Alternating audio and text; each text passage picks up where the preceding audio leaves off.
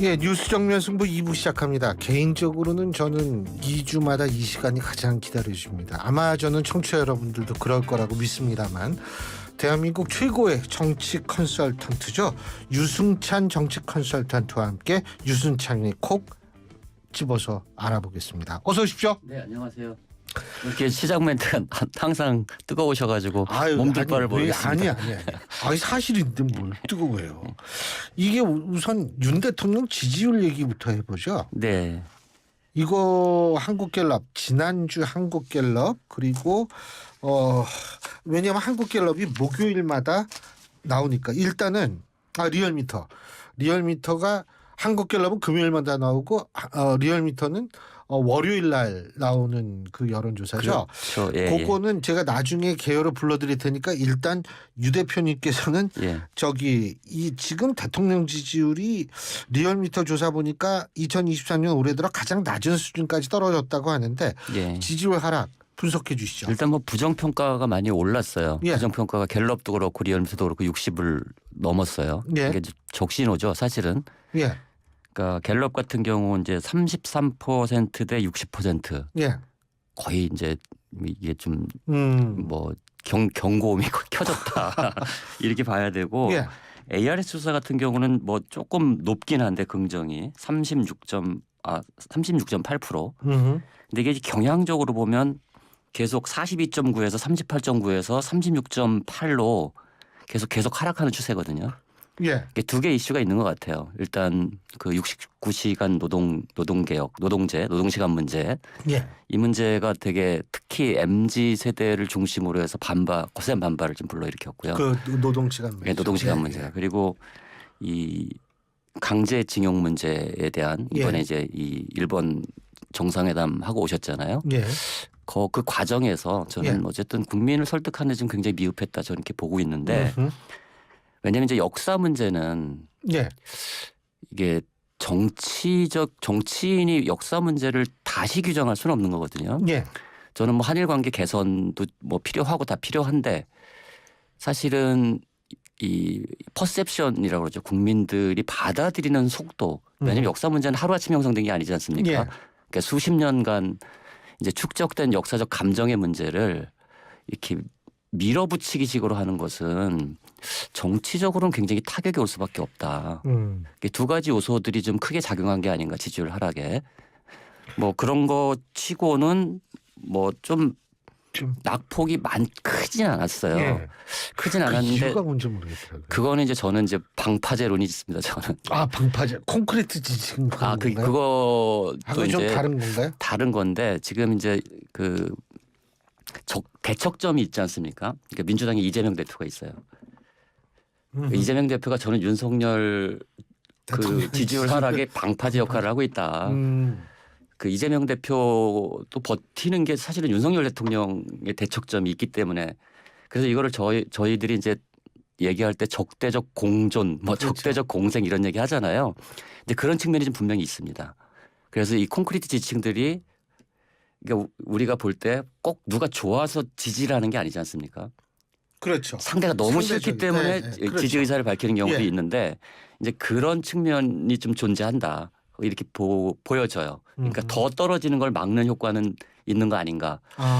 근데 이제 문재인 정부 때도 그랬는데 문재인 정부도 그 지지율 관리를 잘 못한 게 그래도 그 마지막까지 40% 정도. 그러니까 근데 그 유지했죠. 40% 콘크리트 지지율을 지키느라고 예.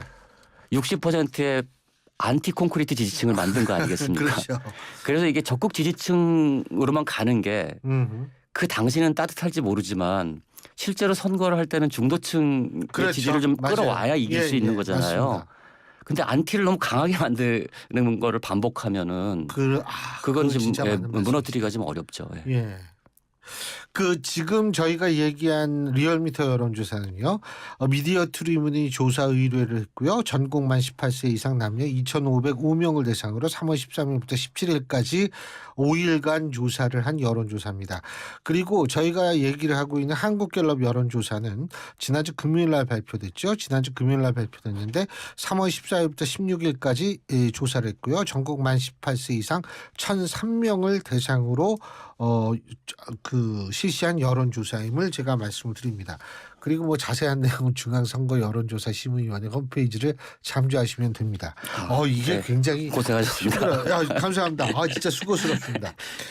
근데 제가 궁금한 게 어떤 게 더 클 거라고 보세요? 그 아까 두 가지 꼽아주셨는데 세대별 문제가 있는 것 같아요. 세대별. 그러니까 예. 이 20대 30대는 노동시간에 영향을 많이 받았어요. 69시간. 예. 이게 보면은 이제 지금 20대 지지율은 굉장히 큰 폭으로 떨어져서 지금 20대가 갤럽 같은 거 17%, 그러니까 10%로 떨어졌거든요. 예. 30대가 23%, 40대가 20%. 사실 40대는 원래 이제 민주당 지지층이 두터운 세대라고 좀 보여지고요. 예, 그렇죠. 근데 20대, 30대 지지율이 굉장히 떨어졌어요. 근데 여기는 사실은 이 노동시간이나 이런 문제에 굉장히 좀 민감한 측면이 있고 당연하죠. 또 하나는 예. 이 공정 이슈에 굉장히 적극적으로 반응하잖아요. 이 세대가. 그래서 사실 초기에 대통령 당선됐을 때 지지율이 20대 30대에서 48% 42% 이렇게 나왔었거든요. 예. 이게 처음으로 무너진 게 절반 20%대로 무너진 게 그 대통령실 사적 채용 문제하고 공정위가 나왔죠. 예. 이준석 당원권 정치했을 때 이게 예. 20%대로 확 떨어졌거든요. 아하. 그리고 나서 이 또 한 번 큰 폭으로 떨어진 게 있었는데 예. 10%로 떨어진 거. 20대들은 그 유승민 나경원 일이 터졌을 때 그렇죠. 이것도 좀 불공정하다 본 겁니다. 예, 그렇죠. 이 사람들은. 근데 솔직히 너무 잦았어요. 그리고 30대들이 69시간 문제에 가장 크게 반응했어요. 예. 그가 가장 크게 반응했고 또 정순신 사건이 있었지 않습니까? 학폭 문제, 예. 자녀 학폭 문제 예. 제기됐을 때. 뭐 30일인가 어제 청문회도 한다며. 이런 것들이 계속 이렇게 이제 나오니까. 축적되다 보니까 사실은 이대남이라고 그래가지고 20대 남자들이 그 국민의힘과 윤석열 그 대통령을 굉장히 지지했었잖아요. 예. 근데 이것들이 거의 거품이 다 빠졌다. 지금. 그래서 이 MZ 세대는 좀 위기가 온 것 같고요. 예. 이 한일 문제는 이건 애국심에 관련된 문제고 예. 식민지에 관련된 문제여서 오히려 나이 드신 분들이 더 60대, 70대에서 더 크게 반응했어요. 그게 이제 리얼 이론적으로 보면 사실 보수층이 이 문제에서 민감하게 반응해야 되는 거 아니에요? 그렇죠. 이론적으로 보면. 이론적으로 그렇죠. 예, 이론적으로. 네. 왜냐하면 민족주의적 성향이 보수의 아젠다, 진보의 아젠다는 아닌데 우리나라에서 좀 거꾸로 돼가지고 그렇지. 그래서 아니 근데 이번에는 리얼미터 조사를 보니까 그 부정평가가 70대가 4.9%가 올랐고요. 네. 60대가 4.3%가 올랐어요. 어. 그러니까 30대는 0.9%밖에 안 움직였는데 60대, 70대에서 4% 이상 거의 5% 가까이 부정평가가 증가했거든요. 그거는 아마 그렇죠. 반응한 거죠. 그렇죠. 네. 근데요, 그 지금 민주당은 상승 중인 것 같아요. 여러 여론조사 지금 리얼미터도 그렇고 한국갤럽도 그렇고 우리가 얘기한 거 이거 보면 조금 오르잖아요. 민주당 그것도 약간 상대적인 게 있는데, 예. 그러니까 이제 저는 사실 ARS는 정당 조사는 별로 안 믿습니다. 왜냐하면 정당 조사는 거의 적극 지지층만 대답을 하는 것 같아요. 사실 그 기계음에 대해서 계속 대답하는 건 보통 정성가 되는 건 아니죠. 실제로 응답률이 한 3%에서 5% 사이잖아요. 보통 ARS 그렇죠. 조사는. 예. 근데 이제 보통 현황답은 한 10% 정도 되고요. 10% 넘는 15% 것도 많아요. 정도 예. 갤럽 조사는 거의 한 15% 가까이 되고 전후에서 나오는데 그래서 갤럽 조사는 정당 지지율이 뭐 20%대 많아야 30% 초반인데 그게 지금 대표님 리얼미터는 지금 말씀 민주당 지지율이 46.4%가 나왔는데요. 그럼 예. 둘 중에 하나가 민주당을 지지한다는 건데 그게 느껴지십니까? 저는 제가 만나는 사람들 절대 그렇게 느껴지지 않고요. 근데 대표님 근데 있잖아요. 한국갤럽은 제가 보면 12월 초부터 국민의힘이 우위에서 해가지고 쭉 그 추세는 유지가 되는데 이제 민주당이 조금 올라가면서 여기 이제 하지만 국민의힘 우위는 아직 유지가 되는데 34대 33 이렇게 나왔어요. 그렇게 되죠. 근데 저기 어디죠? 리얼미터 여론조사 미디어티를 이렇게 왔다 갔다 하죠. 항상 민주당이 높았다가 그 높은 게 많은데 뭐 국민의힘이 좀 우위였다가 뭐 이게 왔다 갔다 하는 경우가 많죠. 그러니까 이번 조사는 보니까 국힘이 마이너스 4.5%가 빠졌고요. 예. 민주당은 3.8%가 늘어서 거의 한 주 만에 거의 10% 가까이가 움직이는데 이거는 사실은 바이어스가 좀 있다고 봅니다. 저는. 그러니까 응답률에 따른 바이어스가 좀 있을 수 있다. 이걸 감안하고 봐야 된다. 어쨌든 그러나 추세는 있어요. 저는 뭐 김재원 최고위원의 부적절한 발언 5.18 관련 이거 굉장히 영향을 미쳤고요. 그렇죠.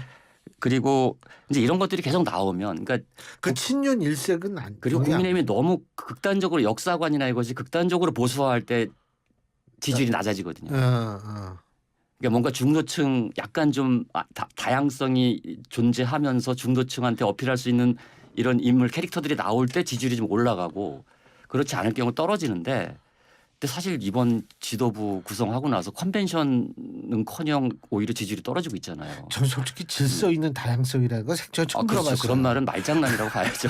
예? 아까 우리 김영민 아나운서 소리 없는 아우성 뭐 이러는데 난 질서 있는 그거 처음 들었어요. 그러니까 이게 본인들도 야 이게 좀 너무 친윤 일색 그리고 사실은 지역별로 보면 영남 일색이거든요. 예. 이제 그런 느낌을 받아가지고 이걸 좀 어떻게 이게 좀 무마를 해야 되는데 그러니까 그냥 이게 지금 정부 여당은 지금 지표로만 보면 예.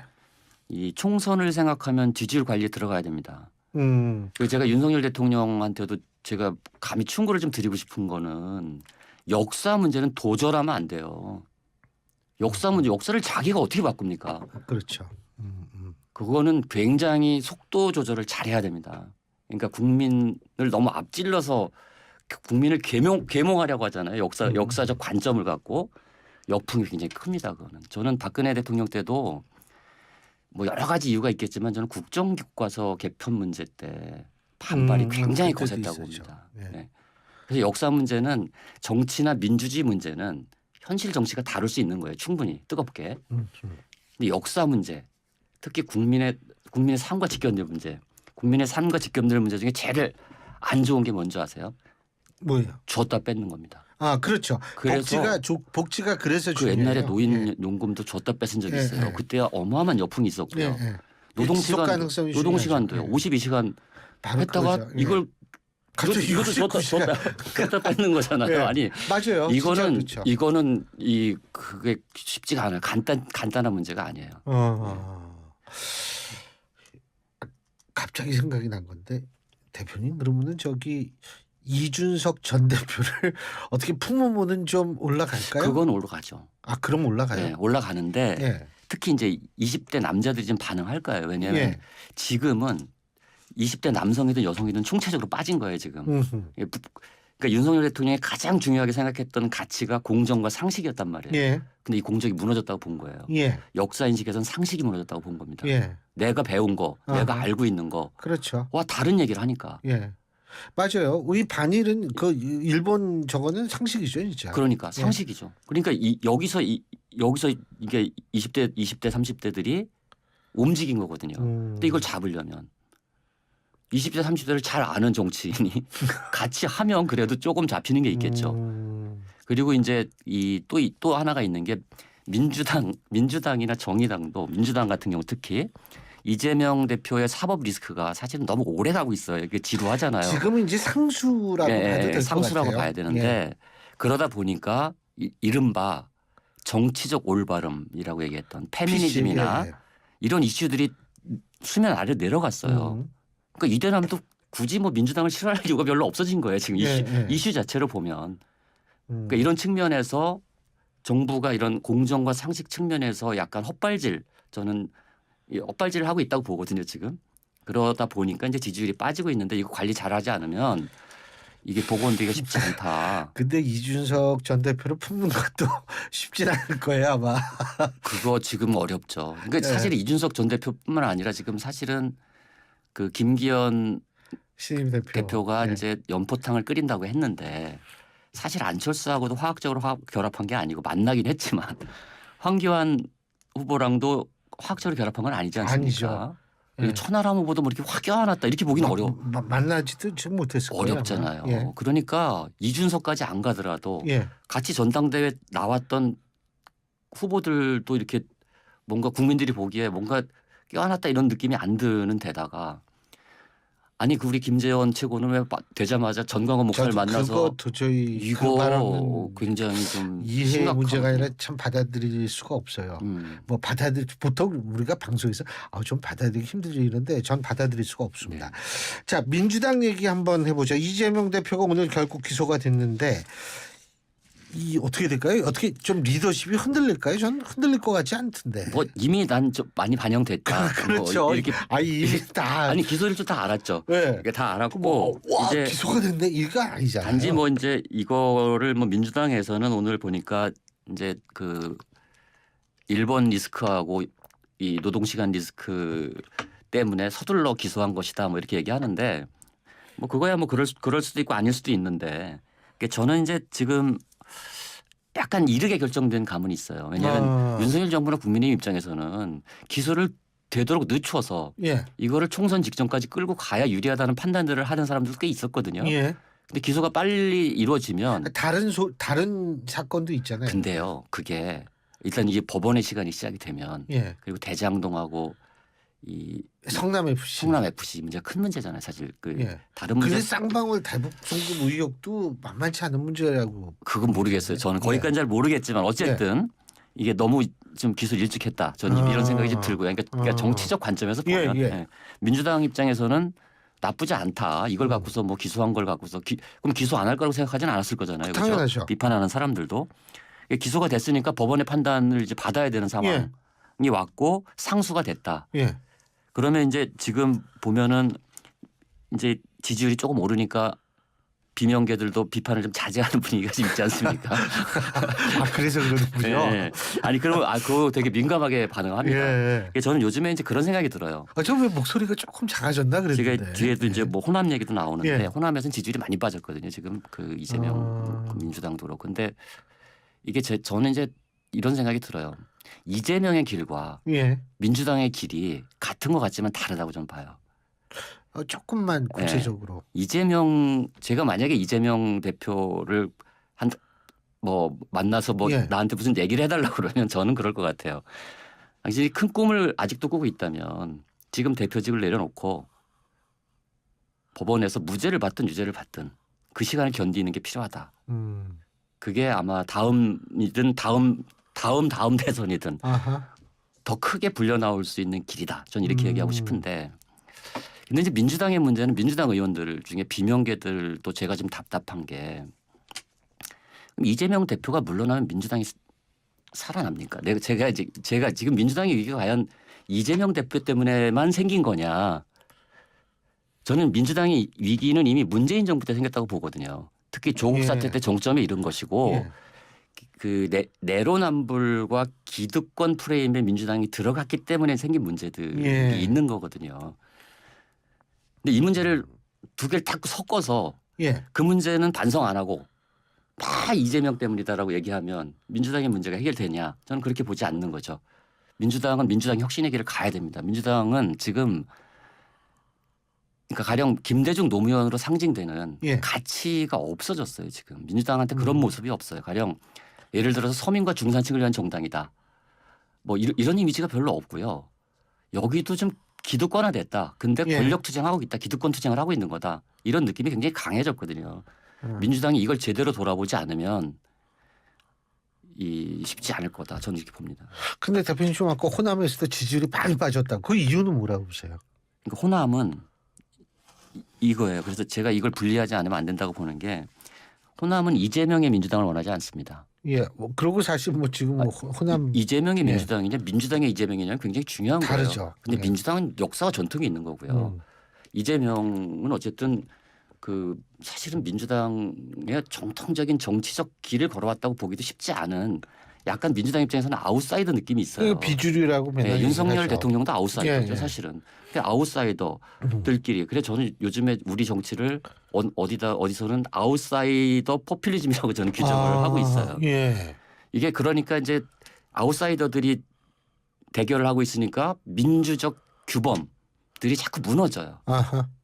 이게 꼭 다 법으로 정해진 게 아니라도 우리가 왜 규범적으로 하는 것들이 있잖아요. 가령 예를 들어서 대선에서 진 후보가 총선 나오고 당대표 나오는 거 규범이 무너진 거잖아요. 아니 그리고 대통령이 여당 당권 후보에 그렇게 노골적으로 개입하는 것도 무너진 거예요.